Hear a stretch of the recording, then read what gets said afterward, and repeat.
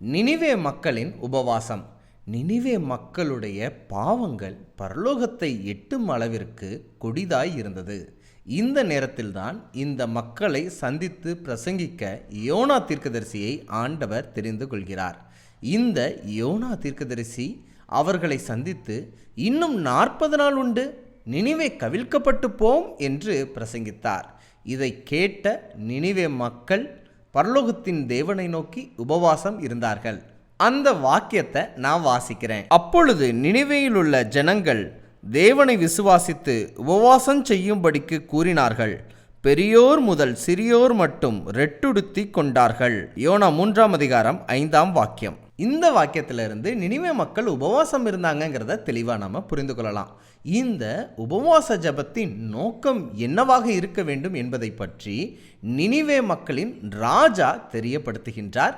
அந்த நோக்கம் என்ன என்பதையும் வாசித்து தெரிந்து கொள்ளலாம். அவரவர் தம் தம் பொல்லாத வழியையும் தம் தம் கைகளில் உள்ள கொடுமையையும் விட்டு திரும்ப கடவர்கள். தேவன் மனஸ்தாபப்பட்டு தம்முடைய உக்கிர கோபத்தை விட்டு திரும்பினாலும் திரும்புவார் என்று கூறச் சொன்னான். யோனா 3ஆம் அதிகாரம் 8-9 வாக்கியங்கள். இந்த வசனத்திலிருந்து பார்க்கும்போது நினிவே மக்களின் உபவாசத்தின் நோக்கம் என்னவாக இருந்தது என்றால், அவரவர் தன் தன் பொல்லாத வழியை விட்டு தான் செய்யும் கொடுமைகளை விட்டு மனம் திரும்ப வேண்டும் என்பதாக இருந்தது என்பதை பார்க்க முடிகின்றது.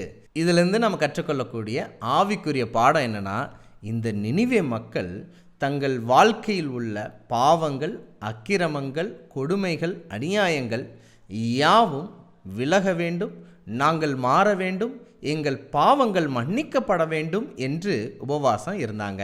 நாமும் கூட நம்முடைய வாழ்க்கையில் அநேக பாவங்கள் செய்யக்கூடியவர்களாக இருக்கிறோம். நம்முடைய கண்களில் தவறானவைகளை பார்க்கிறோம், காதுகளில் தவறானவைகளை கேட்கிறோம், நம்முடைய நாவினால் தவறானவைகளை பேசக்கூடியவர்களாக இருக்கிறோம். ஏன் நம்முடைய செயலில் கூட அநேக பாவங்கள், அக்கிரமங்கள் கலந்துதான் இருக்கிறது என்பதை நம்மால் பார்க்க முடிகின்றது. நாமும் நம்முடைய வாழ்க்கையில் உள்ள எல்லா பாவங்களும் நம்மை விட்டு விலகுவதற்கு, ஆண்டவரிடத்தில் பாவ மன்னிப்பு பெறுவதற்கும் நம் இதயத்தை தாழ்த்தி அவரிடத்தில் உபவாசம் இருந்து நினிவே மக்களை போன்று ஜெபிக்கலாமே. அப்பொழுது தேவன் மறுபடியும் நம் மீது இரக்கம் காட்டி பரலோகத்தின் ஆசீர்வாதங்களினால் நம்மை ஆசீர்வதிப்பார் என்பதை நாம் புரிந்து கொள்ளலாமே.